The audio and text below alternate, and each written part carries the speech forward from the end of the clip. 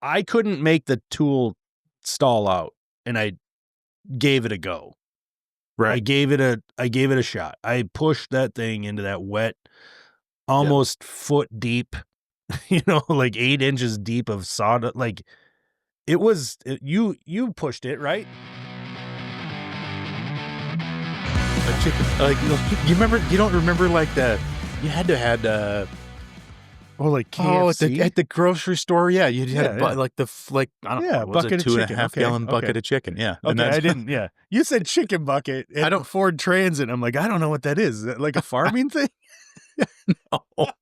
You're out there picking chickens?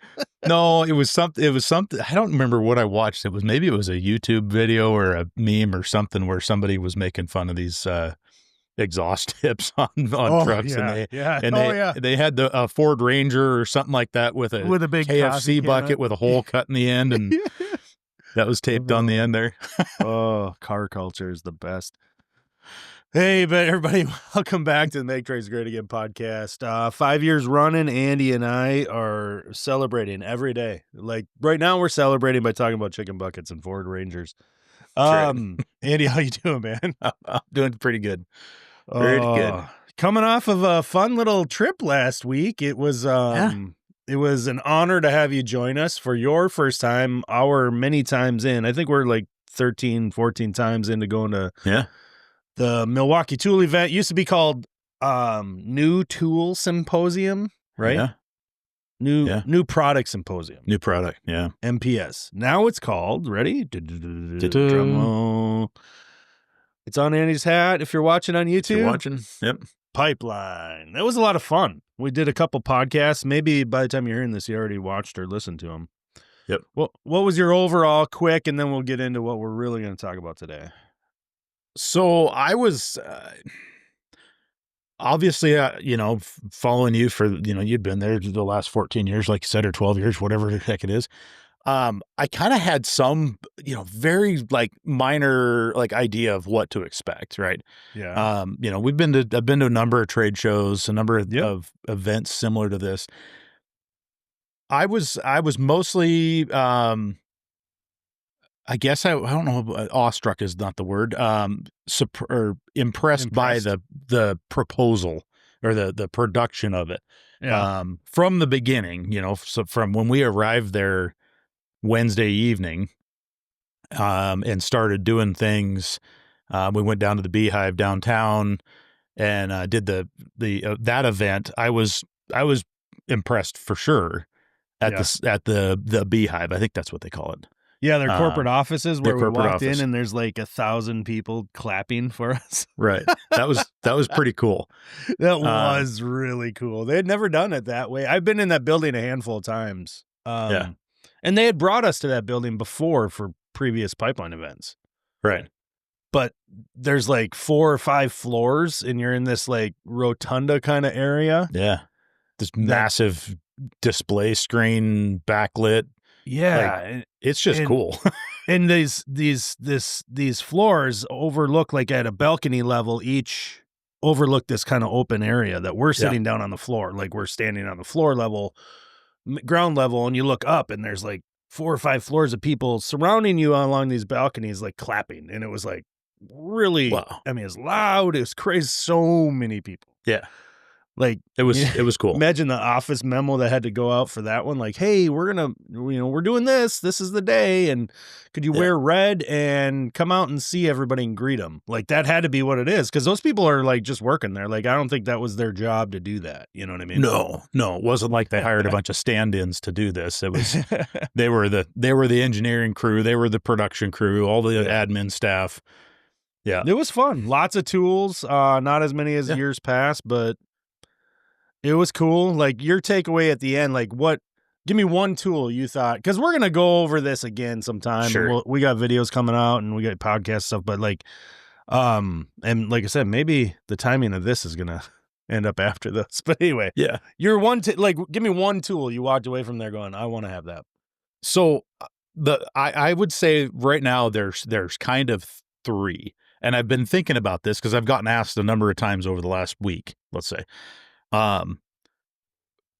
First off, the Nexus vacuum Like that whole platform, that modular vacuum platform is freaking cool for a shop vac, right? It's not that it's a shop vac, or it's a vacuum. Well, there's a dust collector version of it too, which is not a shop vac. Correct. And that's what I say is with that modular platform, the possibilities with a battery powered, larger vacuum platform, it's pretty awesome. Having the dust separator or the particle separator on it, and then the option of putting on the HEPA vac, it looked like there was a number of different options there. And being like Milwaukee does, I highly doubt that this is the end of that. Oh, it's just, it's just kind of just getting started. Just getting started. Yeah. So that was one. That was one. You said, you had more than one. That's right. Sorry. The nibbler. I don't know what I do with it, but it was cool. Oh, the 18 volt. Yeah. Cause they've had the 12, which is really nice. They sent that to me a long time ago. I've used it here and there, not as much as I thought I would. Right. I did use it recently, the 12 volt, and this is where you would use the nibbler. And for us, in my opinion, because we don't do a lot of sheet metal or anything like that. Sure. But for me, I've used it, it became very, I kept it on the van for this purpose and this purpose only. So when I'm drilling holes through the side of corrugated steel, like from on a post frame building, pole barn, you know what I mean? Like that you're like venting for a boiler or intake, like what it's made for. Yeah. And so what I do is instead of always just going like to that 3 5/8 hole or that 3 1/4, depending on which materials I'm using. Yeah. I'll drill a smaller hole, like 1.5 inches. Sure. And then have drawn out my hole and then use the nibbler to get to the correct diameter. And the reason I say that is, depending on the corrugations, it can be hard, and where your hole lines up, it can be hard where you might be like partially on a corrugation. Right. And I mean, I've been doing this long enough, and I know how to run a hole saw, but I don't know how many pilot bits I've broken over the years because you're like on a wonky, irregular surface like that. Yeah. And it catches and things like that. And so a smaller hole and then work my way out to the right diameter. It takes a little practice though. Like admittedly, I'm not the world's best operator of a nibbler, but if you start at the slowest setting and you just go slow, it's not that hard. Plus, I think in that scenario, that exact scenario, it's the only one I've used it in, so I can't use another example. I think it's a really safe way to use it. Like it's safer than using the hole saw. Does that make sense? Yeah. One of the things that I was like mostly impressed on the 18 volt was like seeing like, I don't know what, I think it's rated. Is it 10? I think it's a 10 gauge steel nibbler. I think it was 16. Or was it 16? I think I don't 16, know. It was, but you think was about thick. How thick that piece of stainless was crazy thick. And just the ease at which you could peel off a strip or make a complex curve in, material that was, I would say it was approaching 1/4 inch. You could weld this stuff way easier than you could any sheet metal out there. Like this was thick. It was thick. And it had no issue at all plowing through that. It wasn't like crazy fast. Stainless too, so like. But it was way faster than cutting with a torch or something like that because there's no cool down time, right? There's no preheat, there's no nothing, there's no slag, there's no fire hazard. It's just I guess outside of like a service panel and electrical distribution and whatnot, like outside of that, like you don't have any real concern about metal shavings or anything like. It catches a shaving so freaking well, but like. I bring up the electrical because that's an obvious hazard. Like you don't want to be drilling and stuff like that with live circuits connected to it. But like, because of all where the shavings could go. Sure. But the few cuts I made with it, I didn't see anything on the floor. I didn't see anything laying on the metal, like any spent material, right? Like it was captured in that. Like it's so efficient.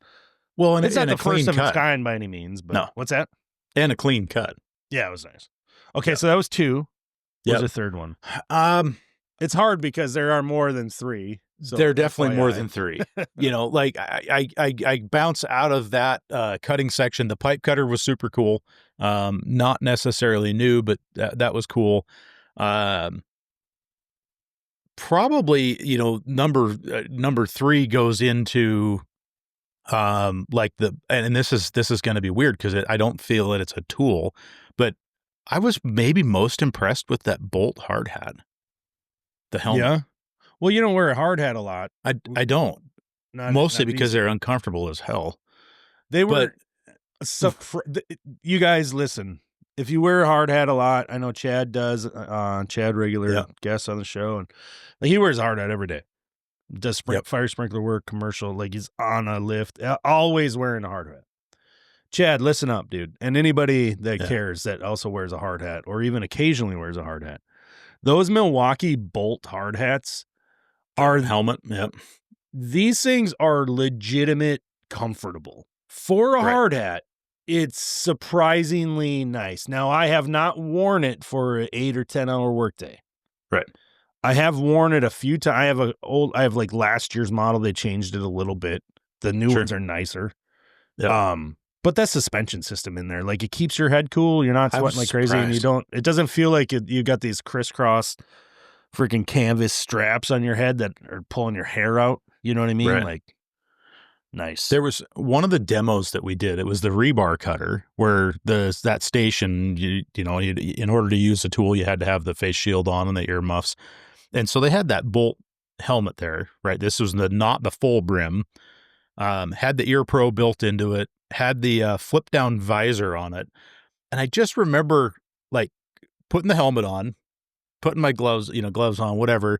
And we're making this cut on this thing and getting done. And I put the tool down and I look at you and I'm sitting there having this conversation and I'm like, why do I sound so weird? You're still wearing it. And I still got the face shield down, right? And I'm like, I have like literally no loss of vision. Like there's nothing in your vision that gives you the indication that you actually have a face shield on. It's like that was the most baffling part about that. And I don't want to like totally geek out on it because it's like, oh, it's a helmet. But I'm like serious. I've worn face shields before. They freaking suck. Oh, the amount of airflow that's behind that face shield because of how it's designed. And remember the old style that just had like the 2 little cleats that would click into the side of your crappy hard hat, and like they were wonky. So like you'd lift it up, but like one side would kind of stick. So they're always crooked. They're always like wonked out, and like one side had to be tightened, and like they had these little use both hands to put it up. Yeah. Yep. And I had the same thing for my weld. So I used to do a lot of welding on power plants and ethanol plants and stuff like that. And so I had to wear a hard hat welding helmet. And I had the same freaking problem with that. So I wonder if they're going to go down that route, like a welding attachment for that, because that would make a lot of sense for that Bolt system. It's really nice. I think if the first glance, I think this is probably an opinion shared by a lot of listeners that pay attention to this, have seen this product line and stuff like that. I'm glad you brought it up because I've never really talked about it. My first impression when I started seeing these, like they have those goggles that come down. It's not a full face shield, but it's eye protection. And like they look like you're going to go, Top Gun pilot, you insert this or that. It's kind of a joke in a sense, but it's like, that was my first impression. It's like, whoa, this is pretty intense stuff. Yeah. Is it kind of funny? Are people going to adopt this? And then you try it on, you're like, yeah, I want this. Like, I don't want to wear a face shield, but I have to because I'm grinding, and this is the face shield I want. Like, I don't want any other face. Like, I'd rather wear that helmet with the face shield than even if I didn't need the helmet. Does that make sense? Right. Yeah. It was that comfortable. It was that comfortable. I like I said, that whole product line, the more we talked about it, we went and talked with the product manager on that. And then we went away. I don't remember if we had lunch or something. We ended up back in that area and had a little bit of time to really play around with those products, and that the full brim line was what they were releasing this go around. But there's one of the face shields that mounts on the, I don't remember what Milwaukee calls it, but they have a helmet light that snaps on the front of the brim. There's a handful of accessories. It's just a Bolt headlight, I think is what it is. So this visor mounts on that bracket, and it has just a little single finger like locked, unlocked. It was crazy because like in a lot of cases, I mean, a lot of us are out there in the field, should have a helmet on or a hard hat. And like you say, you're grinding, I got to cut this thing, and then I'm not going to cut anything for an hour, right? Well, you don't want a visor or a face shield sticking out in front of you, and you don't want to have to go over and swap helmets just because you're going to now go cut. And so inherently, that's going to lead you to not wear a face shield. Yeah. Right. Yeah. Forego the PPE because it's inconvenient. But it literally is a switch. Click, take the visor off, set it back on the cutting station. You know, if your whole crew is outfitted with this style of hard hat or helmet, you could grab that face shield. Anybody could snap it on, hit the lock button, boop, do your cut. When you're all done, flip the thing back up, unlock, take it off, and you were able to do it without looking at it, like while you're wearing it. And it was the first time you'd ever even touched the helmet. Like, that's how simple and intuitive it was. Yeah, it's a good system. I mean, they have it. You know what's also really neat, honestly, is if you were working outside, they have those like neck capes. Yeah. You know, it goes out the back of the helmet to cover your neck and some of your shoulder a little bit. Yep. That's genius, actually. And again, I'm going to be honest. When I first saw it, I thought, that's kind of weird. That's kind of lame. Like, are people actually going to wear that? And then I'm trying it on. I'm going, yeah, I probably would only wear it. If I worked outside, there's no chance it wouldn't be on my helmet because it was so useful. It blocks, it's got UV rating. It literally blocks the sun off your neck and shoulders and back. And so like, or a little bit, you know, just so you're just not exposed. And that's a real benefit, safety benefit. It'll keep you from becoming more dehydrated, and obviously sun protection is positive. Yeah. All right. So I don't know. What was your takeaway? What was the? I think a lot of the products are really cool. I think one of the most impressive looking products at this year at Pipeline is that conduit bender. I didn't spend a lot of time watching the demos, or even I didn't try one, but I watched enough of the demo going, this is like, you teach somebody how to use this tool. I think you have to have the basic knowledge of how to bend conduit because your measurements and stuff matter, obviously. Yeah, layout. The layout's your layout and you have to understand the math. But the math is done for you in a sense. Like, you have to know the very beginning of each of those steps. But punching a couple buttons on a tool that's going to then produce what looked to me like a perfect bend in every scenario that they were showing. Yeah. That's an efficiency like boost for your crew. Like right there, as long as you know how to use that tool is going to increase performance. Yeah. And I know there's automated conduit benders out there, but they're like big giant machines. Usually they don't typically see too many that are made for smaller conduit that are just handheld and carry around.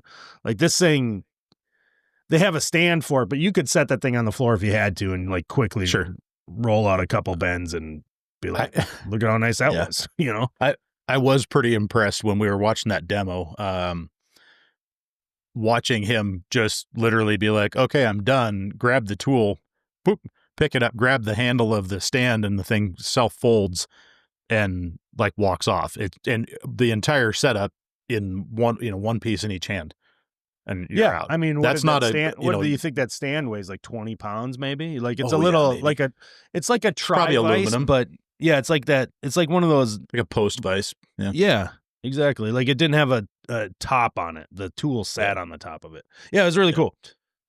And then I won't, I think there's a lot of cool stuff. I always am impressed by anything that's related to pack out. We saw the rack system. It's nice, very expensive. Nice. I mean, it's a start, I think. Yeah. I don't know if it's perfect yet. We have a podcast about that. It's pretty cool. Yep. The snowblower is exciting to me because I just think that the expansion of OPE on these batteries that we're using every day, like to me, that thing seemed really, really powerful. Yeah. And if it's as good as it, like they were trying to display it in 90-degree heat, or whatever the temperature was. So they're using wet sawdust, like cut, like bedding chips, like you'd see at the petting zoo. Yeah. Like the quarter by quarter kind of chip wood, right? Yeah. Not big, thick, like landscape bedding or anything like that. I couldn't make the tool stall out, and I gave it a go. Right. I gave it a shot. I pushed that thing into that wet, almost foot deep, like 8 inches deep of sawdust. Like you pushed it, right? Did you feel like it was like, this thing's got some serious power? I was baffled because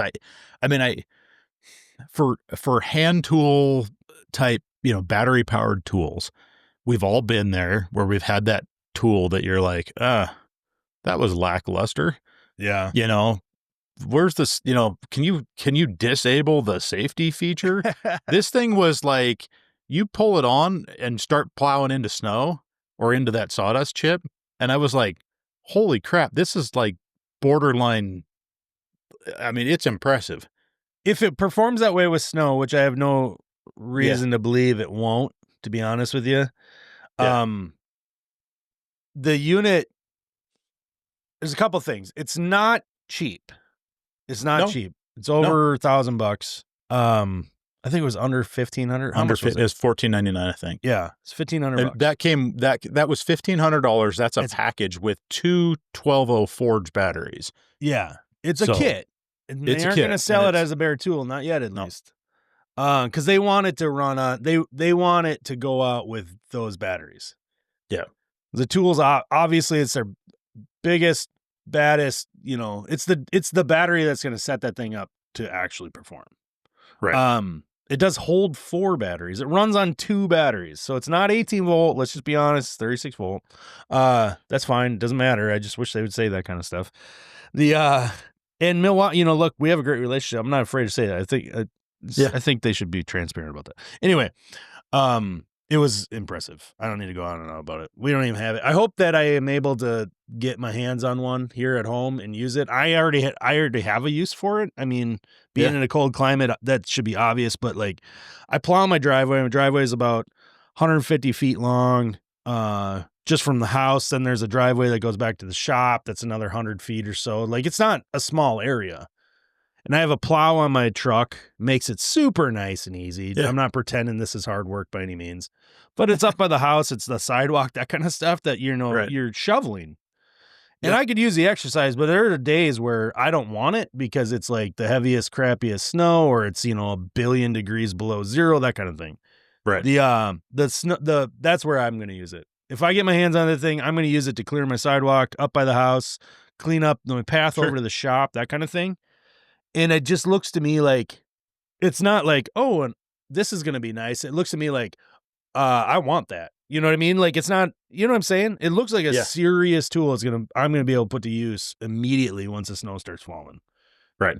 And I think there's going to be some contractors out there that are doing, snow plow, all that kind of snow removal. Like, this is the kind of tool where a battery really shines because it's, you keep those batteries in the plow vehicle so they're not frozen on the coldest night. Yep. And all of a sudden you got to go around, loading dock, staircase and all that kind of crap. Whatever. This is gonna, pull it out of the back of the pickup truck. It doesn't weigh 1 million pounds. That's what was surprising to me is I don't know what I wonder if it pulls up, but it was surprisingly light. Yeah. Like almost like, wow. Is there like an attachment to this that, what's going on here? This is kind of strange. I'm just going to look up a spec real quick and see, but I was very surprised at what the weight, assembled weight, 90 pounds. Okay. Okay. And now this is in comparison to 40 pounds, it's heavy. Right. But this is in comparison to your gas powered, 7 to 10 horsepower single stage, right? That's probably going to be a 150-pound snowblower. This is not like the little tiny Honda 12-inch snowblower, right? This thing is, I mean, what's the clear path? What's the width on it? Yeah, I was just going to see if it popped up on here. 21-inch. I'm just going to put this out there. I'm not even reading any specs. I'm not recalling anything that these salespeople from Milwaukee told me.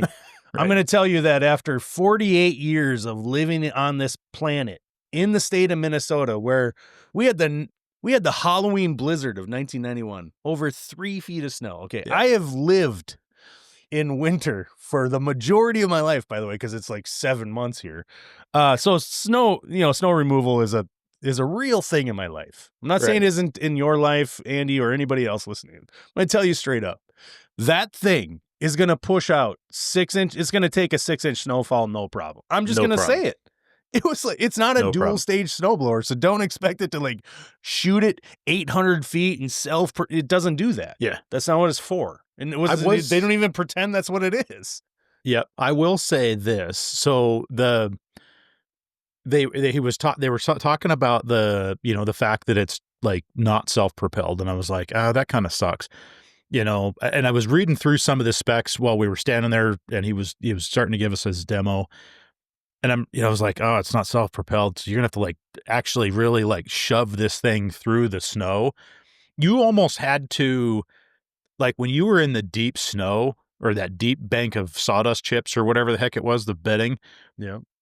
When you were in the deep section of it, you almost had to hold it back. It wanted to climb it up. It wanted to like devour it.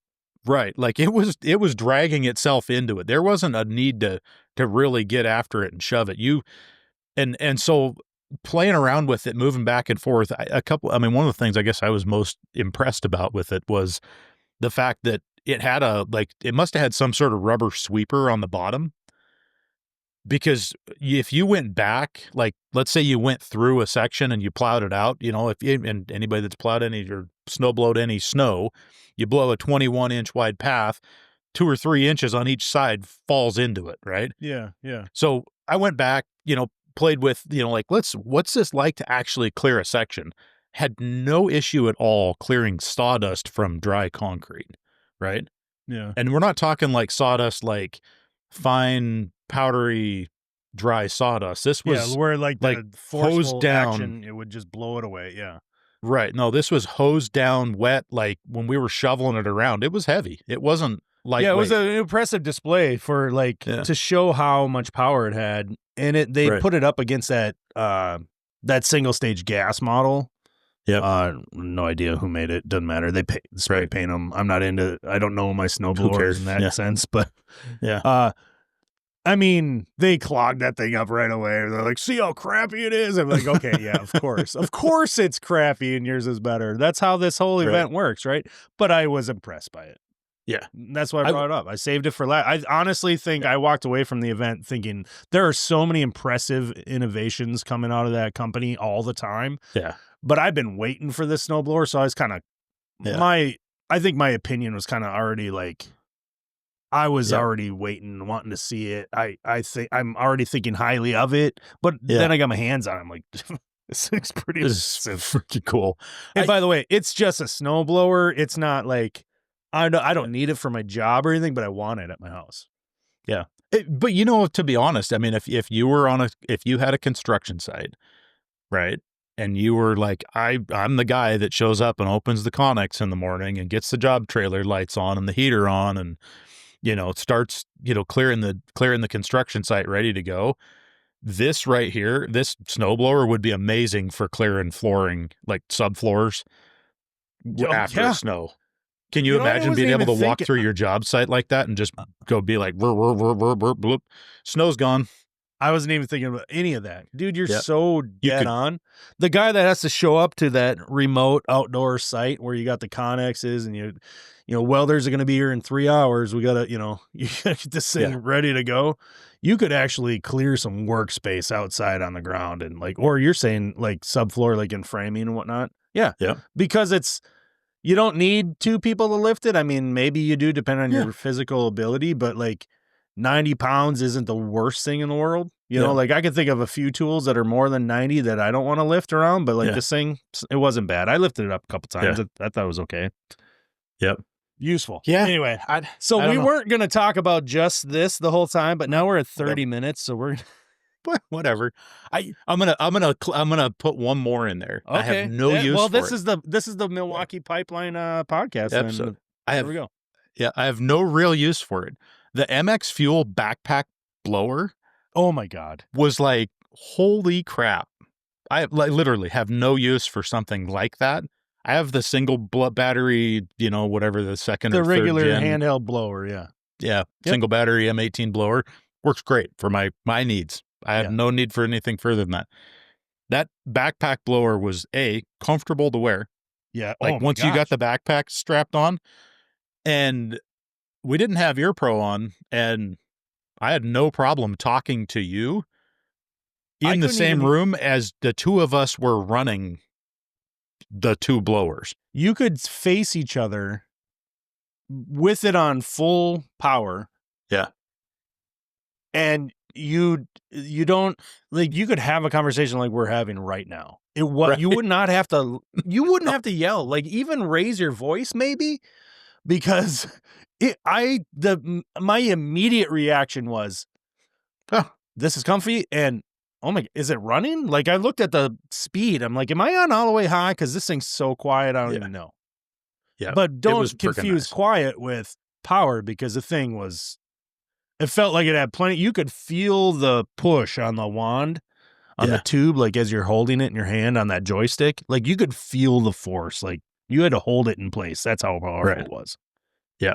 I was, like I say, no use for it, but it was definitely impressive. I think anybody looking at these MX Fuel stuff, I think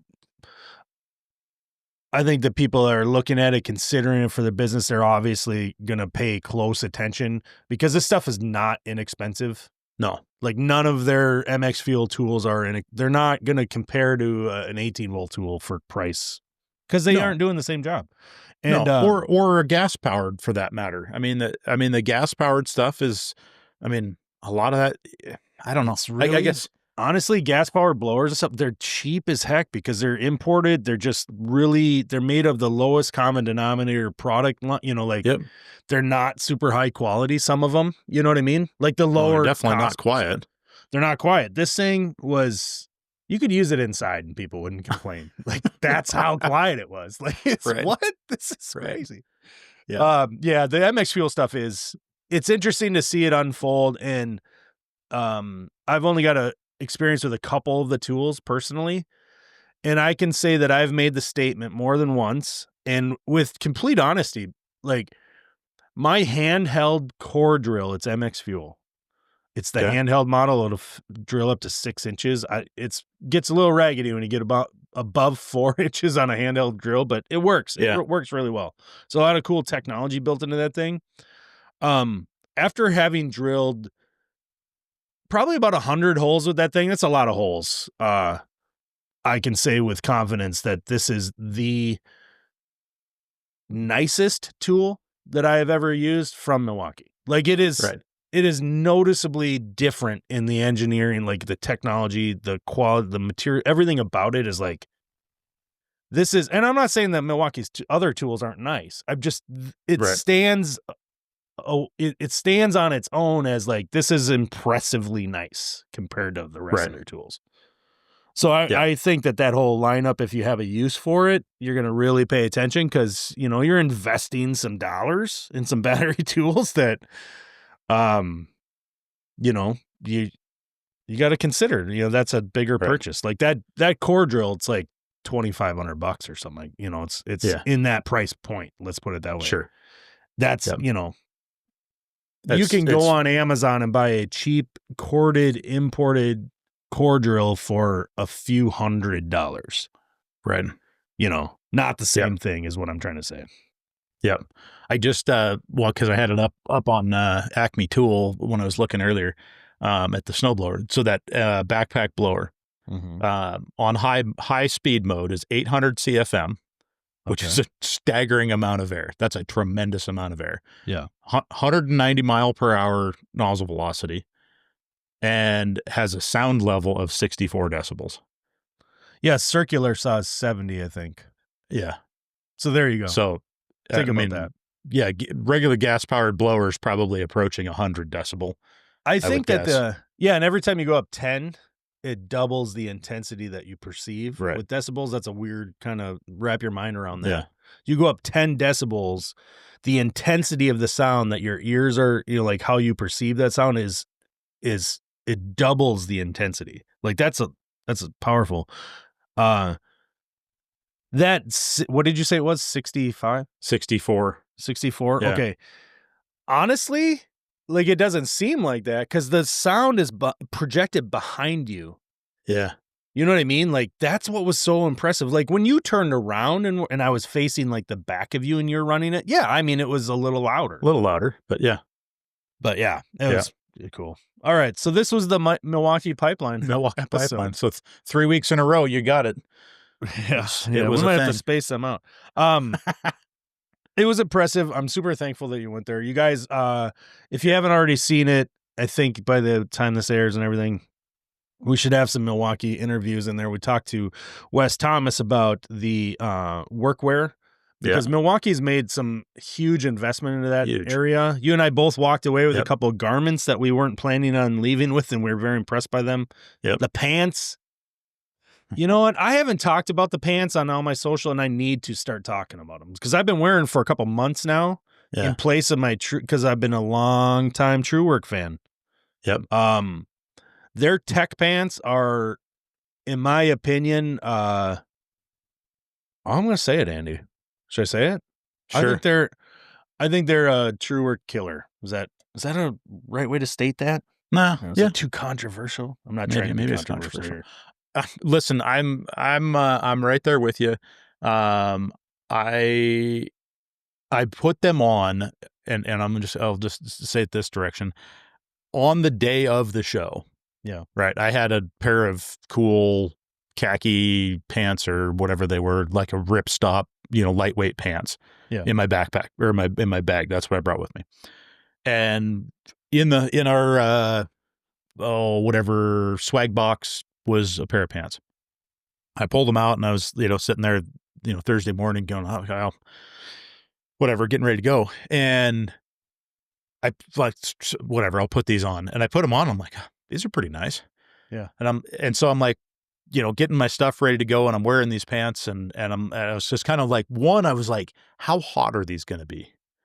Yeah. Right. Like how warm am I going to be in these pants? Is this going to be a thing where I'm like, these are too hot and I'm going to be uncomfortable all day? Yeah. Milk was a bad choice kind of. Yeah. Exactly. Realization later on.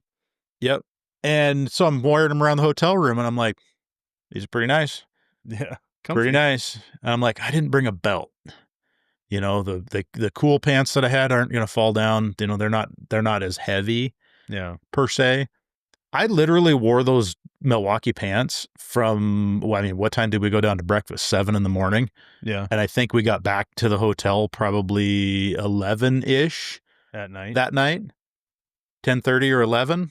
And that's totally fine. I didn't have a belt on the whole day. I have to wear pulled them up a couple of times. Yeah. But I have to wear a belt with mine when I'm working. So I think I'm going to predict that you need to as well when you're working. Probably should. Yeah. Great fabric. But I wasn't. Yeah. Yeah. Didn't get hot. Great pockets. Super stretchy.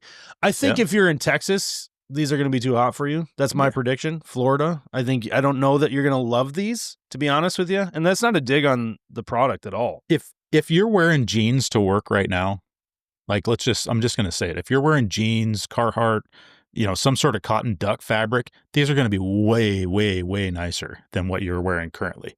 Yeah. If you're in the plumbing, HVAC, electrical, like, I don't think if you're doing, undergrounds and stuff, like maybe these aren't the best. Like, this kind of fabric doesn't love oils and things like that. And most don't.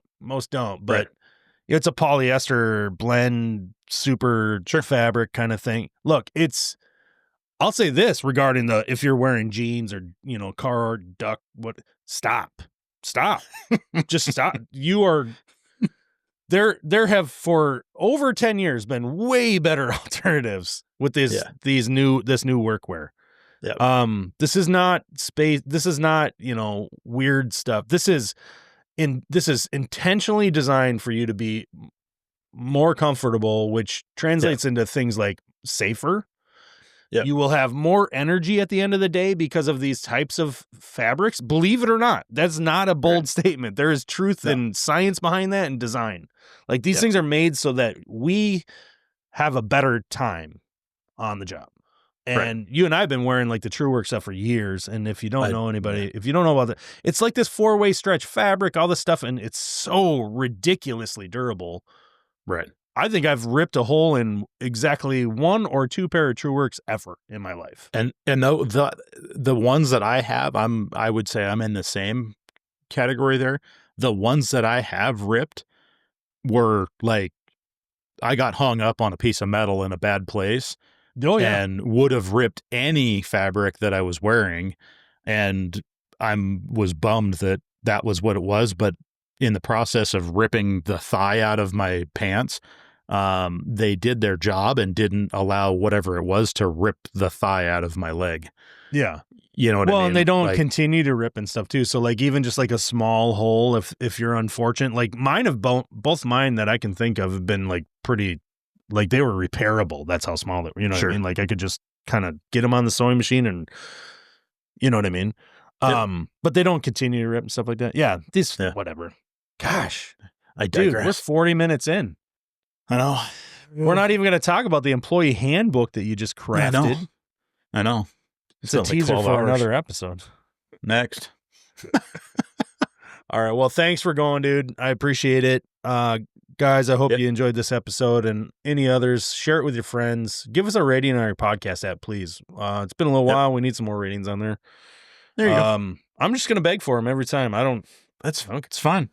Doesn't bother me. I'm not too proud. No, I appreciate it. We as in Andy and I and everybody at Mechanical Hub appreciate you listening and sharing this and rating us. Love it. Yep. All right, dude. Take it easy. Cool. See ya.